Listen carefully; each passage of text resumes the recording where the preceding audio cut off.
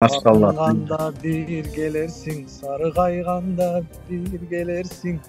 Alatonu görgönüm. İyi, tana. Var go. Chicago'da dastavkada işledim, kelip ele. Esimde. Dastavkada işledim. Esimde. Pizzalar da alıp ha? Pizza dastavka kılıp. İyun ayına çeyin işledim, dastavka kılıp. Fevraldan başlap iyunga çeyin işledim de. 4 ay, 5 ay işledim. Anan ayaktan pizza dastavka kılıp жүргөндөн кийин Кыргызстан правасы менен иштеген эле, мага права алыш керек болуп, Вашингтон штатка барып, Сиэтлга барып, Сиэтл деген шаарына, Вашингтон штаттын ушу баягы штаттагы чоң шаарына барып, Сиэтлга анан права алып келдик барып. Права 2 жумада келди. 2 жумада аны алып келип, анан жанагы пикап трака ишке чыкканга ошол барып 2 жумадай пикап тракты үйрөнгөнү чыгып келдик.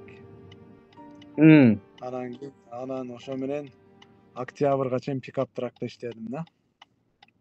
Июль, август, сентябрь, октябрь 4 ай пикапта иштеп, ноябрь, декабрь, январь, февраль, азыр 4 ай болоюн деп калыптыр, 3 ай болду.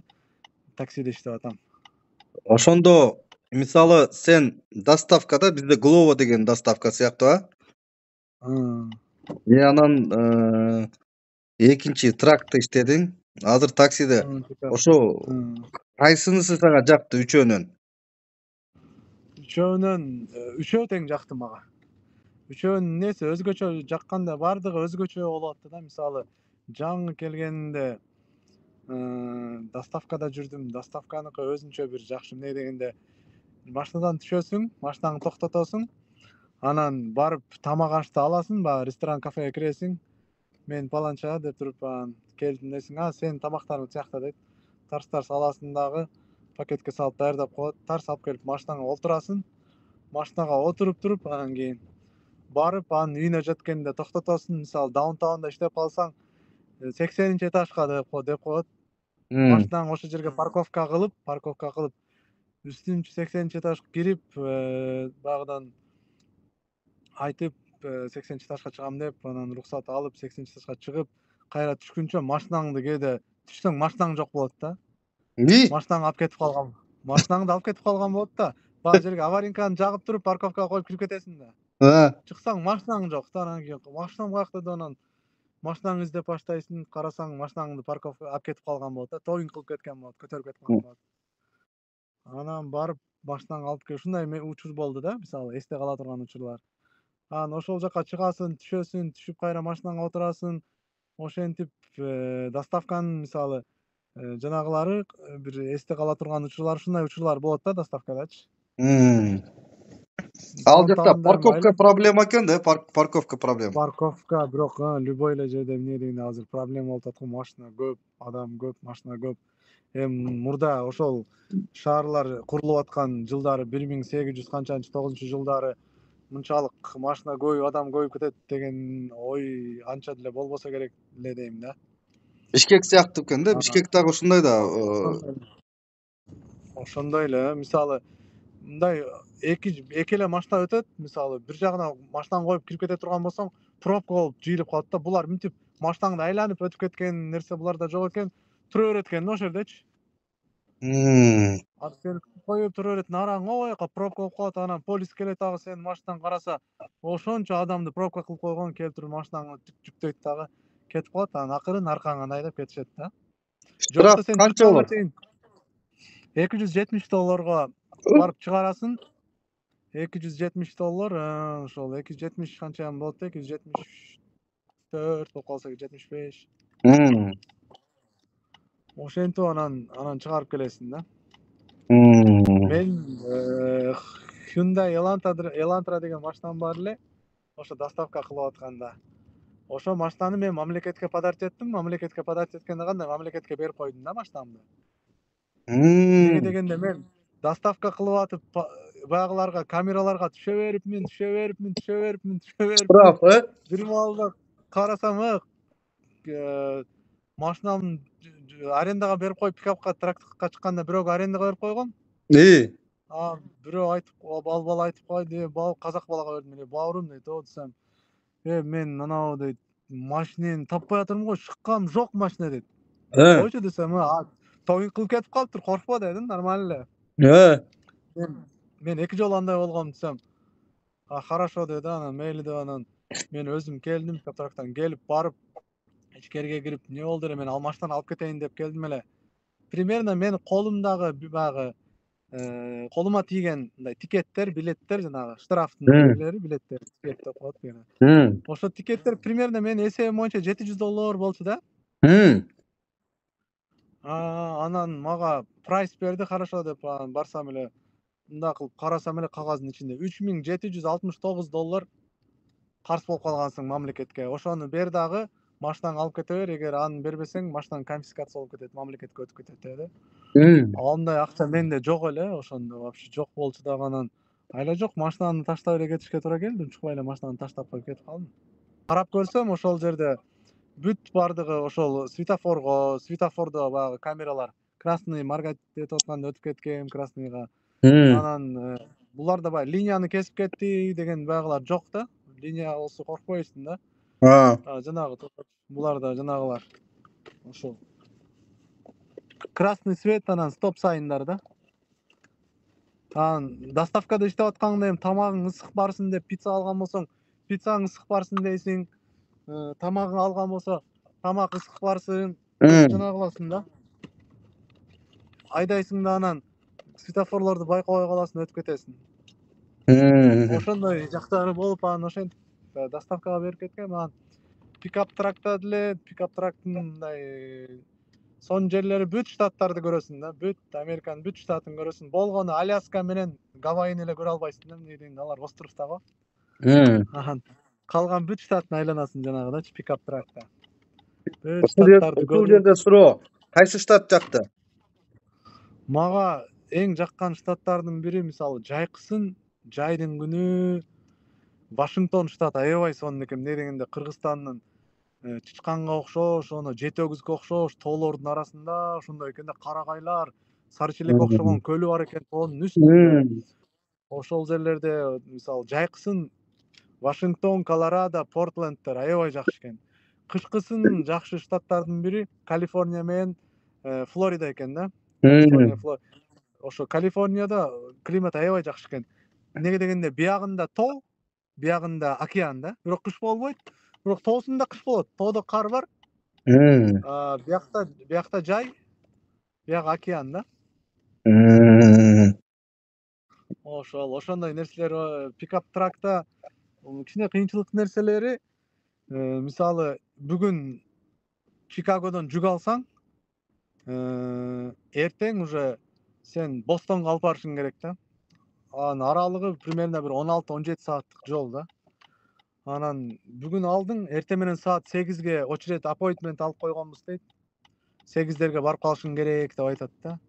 Анан кийин айла жок, ошо уктап, уктабай, көзүңдү эптеп ачып жумуп атып, анан кийин жетесиң да. Көп чыйбый таптыңбы ошо биринчиде? Чыйбый, мен жанагы элем да. Кээ биркилер $2,5, $3 доставкаларды албайт эле да. Адамдар көптөр эле, мисалы, $2,5 турсам да мурдун тырыштырып алышпаган нерсени мен эми алып кое берем, байкуш мындай баягыда, мисалы, кар жаап аткан учурларда, жамгыр жаап аткан учурларда эшикке чыга албай калды, может баласы бардыр, может да бир нерсе деп ошо $2, бирде $2,5 алгам, бир 15 мүнөттүк жол экен да. Майли негизи алышпайт да көптөрү. Минимум бир $7-8-10 заказдарды алышат да көптөрүчү. Анан алдым мен, ал заказды алып барсам пицца экен, 2 пицца, анан бир суусундугу бар экен, аны алып апарып үйүнүн эшигине токтоп, жамгыр, кар аралаш жаабат эле. Былтыр как раз февралдарда. Анан эшигин алдында күтүп отуруптур. Сакалчан болгон, толоюн келген бала экен. Бардым, пиццаны бердим, рахматын айтып туруп, анан кийин токтой тур деп колума мындай бирден мындай кылды, колум мындай тостум. Караган деле жокмун да, мындай чибий берип тур дедим. Анан рахматымды айттым, thank you деп чыгып, машинага келип, муну алып карасам $50 акча берип коюптур да. Машалла. $50 болсо $2,5 эле алгам мындай от души эле алдым да, мындай кылган жокмун да. Мейли алып кое берейин. Ага чейин деле жакшы эле иштеп койдум эле, ошол күнү жамгыр болуп, бир $200 иштеп койсом керек эле анан. Ушуну алып барып берип коеюнчу эми, Алла ыраазычылыгы үчүн чыга албай калгандыр десем, $50 Машалла. чыгып берип койгон да мындай наличка колума. Ошондой ситуациялар болот да. Аябай жакшы окуя болуптур. Эртеси күнү жанагындай болду. Англисче сүйлөй албайт экен. Мексиканка бир аял чыгып калды. Анан аны алдындагы алып кетип атат, бир 6-7 минутта калган жетишибизге.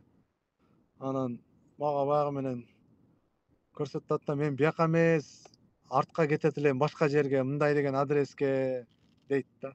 Деди эле анан ушундай адреске кетишим керек эле деди эле. Сен бияка ушундай деп жазып коюпсуңар дедим да, силер бияка ушундай деп жазып коюпсуңар. Силер буну өзүңөр өзгөртүп аласыңар десем түшүнбөйт. Анан испанча жаздым жанагысына, транслейтерди алдындагы. Алып туруп анан испанча жаздым ушундай. Сиз бул заказды өзүңүз өзгөртүңүз, ушундай мен баягы жазса, баягы изменить заказ деген жери бар го мындай.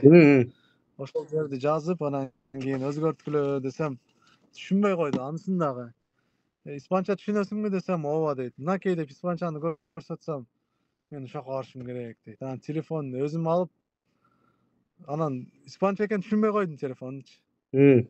Анан кайра бердим дагы, кайсы адрес десем, адресин айтты эле, адресин терип, майли жеткирип коеюн деп анан бекерге жеткирдим да. Өзүм отказ басып алып атпаймынбы баягыны. Мен наоборот, анын телефонун алып отказ кылсам, мага какой-то часть төлөп берет эле да акча. А мен өзүм телефонуман эле кандай кылат эле деп атып эле, бунукудан отказ кылам деп атып, өзүмдүкүнөн кылып алдым эле, бесплатно алып бардым анан. Ошо бир жарым сааттан ашык убактым бесплатно аны алып бардым. Ушул жерде аки десем, аки дейт баягы испанчада кичине сүйлөп калдык го биз. Ми испаньол pakito дедим, менин испанчам кичине эле десем. Gracias señor, gracias деп калды. Ошентип анан кетип калдым. Кыргыздардын кең пейилдигин, ак пейилдигин көрсөтүп атасың да Америкада. Эми адамгерчилик эле кылып ошондой кылып атабыз. Азыр жанагыга келдим. Аэропортто стоянка бар, стоянкада кыргыздар нерлерде баягы күтөт да, очередь күтөт, кезек күтүү отурат. Мына жерде бир азыр 300дөй машина бар экен. Ушу 300 машинанын бир жөн жалган айтпасам бир 50% кыргыз да. Ой, машалла. Кыргызстан болуп кетиптир да. Бир 50% болбосо деле бир 40% кыргыз да. Машалла. Ушундай нерселер болуп атат да. Эми мына Салам алейкум жигиттер. Кандайсыңар? Кыргызсыңарбы?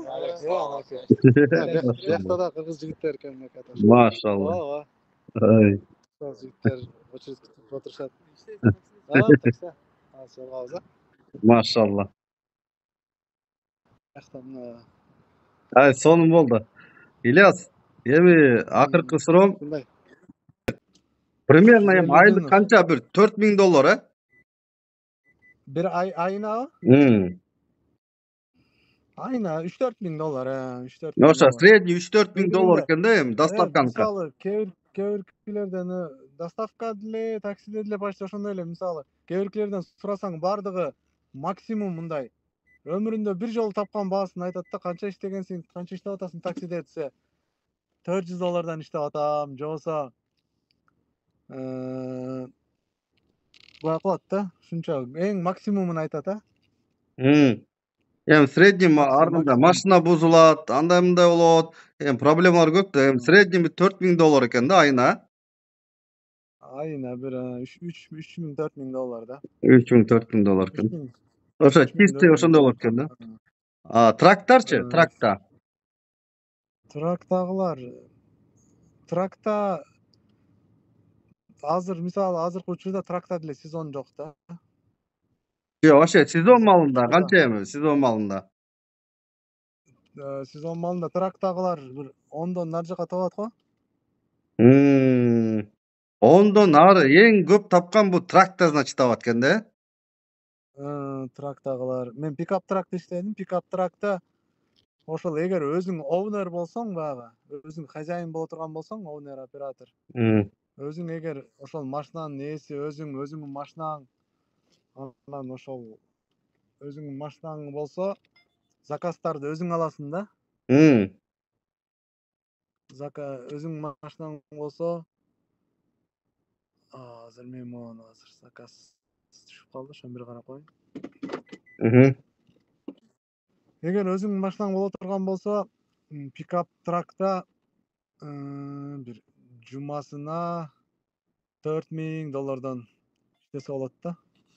Мында бирөөнүн колунда иштесең, ошонун 50% болот да, 8000 же болбосо $6000 иштейсиң да, жанагы пикап тракта. 6000, 8000, $10,000 чейин, заказга карап.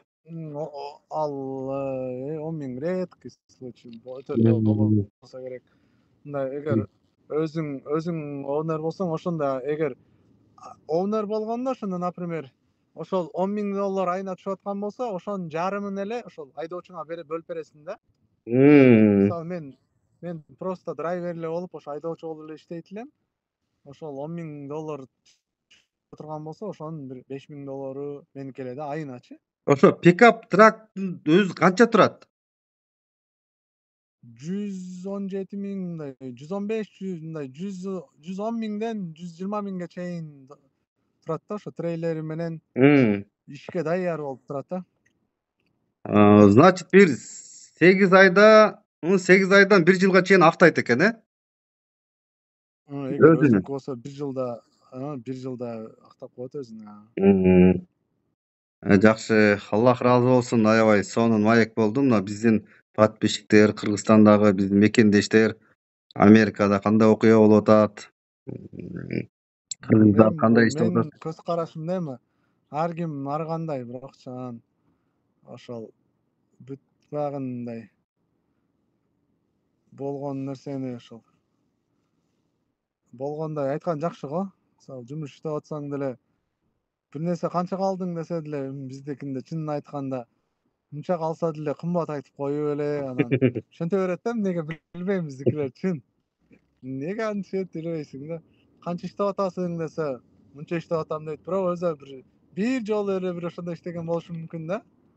Эле болот антип. Дагы бир суроолордун бири, мисалы Москвага барганда, биринчи көбү ресторандарда иштейт, же ошентип анан акырын көтөрүлүшөт да. Анан мен мисалы үчүн Москвада бир байке ушундай бай, ушундай нерселерди ачкан, мен ошондой болгум келет деген сыяктуу жакшы жумуштардан кыргыздар эмне кылат? Кайсы жумуштарды иштешет? Мындай көп табат, ушул кыргыз бала ушул 5 жыл же 6 жылда ушунчалык өнүккөн, же бизнес ачкан, же мындай жумуш боюнча. Биздин кыргыздар биякта жакшы эле, сонун эле жерлерде, Кудайга шүгүр, сонун эле жерлерде иштеген. Мисалы көп жылдан бери биякта болуп, бизнес менен ресторандарды ачкан, ресторанный бизнестерди кылган биздин бир туугандар бар экен, көп экен бу жерде. Филадельфияда бар экен, көп бизнестери бар биздин кыргыз туугандар. Ошол келип эле ушул кара жумуштан баштап, башында келип идиш аяк жууп, пол жууп жүрүп эле ошентип өздөрү сонун ийгиликке жетип ресторан ачкан адамдарды көрдүк да, мисалы. Эми салыштырма Кыргызстан менен Американын акыркы мындай салыштырмасы эмнеси менен жакты, эмнеси жакпады? Ошо эки эле эмеге жооп берип койчу сураганчы. Американын неси жакты? Америкада мындай башка мамлекеттерге салыштырмалуу өзүңдү мындай баягындай эркин сезеткенсиң да. Өзүңдү мындай кенен сезип, мындай башка жак мамлекеттерге барып калсаң, милициялары текшерип эле, бир нерсе чукуп эле баягы кыла берет го, кыйнай берет го. Мм. Мисалы мигрант болсоң, сен мигрантсың, сени бир экинчи сорттогу адамдай көрүп эле бир нерсе башка мамлекеттер ошондой да. Мисалы Россияны ала турган болсок, бул жерде өзүңдү өтө эркин сезет экенсиң да. Өзүңдү эркин сен бирөө паспортуңду сурабайт, сен кара экенсиң, сен мындай экенсиң, анан сен черный экенсиң, андай экенсиң дебейт да. Сен келгиндисиң, бул жактан келгенсиң дебейт да. Ошонусу жакшы, андай адамдардын 50-ге 50 экен да, биякта деле жанагындайлар деле бар экен, мисалы пейили бузулган адамдары деле бар экен. Тартип бар экен да бул жакта, тартип. Тартиби жоктор дагы ошончо. Тартиби жоктор деле ошончо, бирок тартиби биякта келгенде өзүң эле тартиптүү болуп калат экенсиң да. Карап тазалык, мындай тазалыктар байкап, мындай тартип. Ошо бир нукка түшүп калат экенсиң да, өзүнүн бир атмосферасы бар экен да. Ошол сыяктуу. Кыргызстанга келгенде дагы тарбиялап коет. Өзүнө ылайык. Биякта мисалы ошондой болот окшойт. Бирок эң керемет жер баары бир Кыргызстанда. Мекенин туулган жердин топурагы алтын дейт го. Машалла. Саргайганда бир келерсиң, саргайганда бир келерсиң, ала тоону көргөнү. Жана. Азыр биздин Кыргызстан дагы Америкага карай, Америкадан дагы өнүккөн мамлекет болобуз деп азыр алдыга кадам шилтеп жүрүп атабыз. Иншалла. Ошо да биз ошол нерсе менен жашашыбыз керек да. Биз өнүгөбүз, биз өсөбүз десек, өсөбүз да. Биз болбой калдык, биз артта калып кеттик, биз ушундай мамлекет болуп кеттик дей берсек, ушундай мамлекет болобуз. Ошого жакшы ниет жарым ырыс дейт го. Жакшы ниетти кылып туруп, максатты коюп туруп эле, дуаны кылып туруп эле, ошо Алладан сурап эле кете бериш керек. Берет да баардан Аллах. Темирдей тартип болуп атат иншалла. Акырын бир нукка түшүп көрүп атабыз. Жакшы да. Кудайым буйруса. Мен аэропортто азыр экинчи жериме келип калдым. Мейли, бизде дагы саат 3 болуп калды. Аллах разы болсун. Ильяс, валейкум ассалам. Алла разы болсун. Анда Сону маек болду. Алла разы болсун. Азыр мен бир түшүп келе калайын. Ушундай бир туугандар, 1 сааттай маек болуптур. Ильяс Кудуретов Чикаго шаарында жүрөт. Ошол жактан жакшы жумуштарга ээ болуп, ошо 3 жерде иштеген экен. Ошонун баарын айтып берди сиздер үчүн. Ильяс, ассаламу алейкум, рахматуллахи баракат. Жакшы көрөм сени. Иншалла.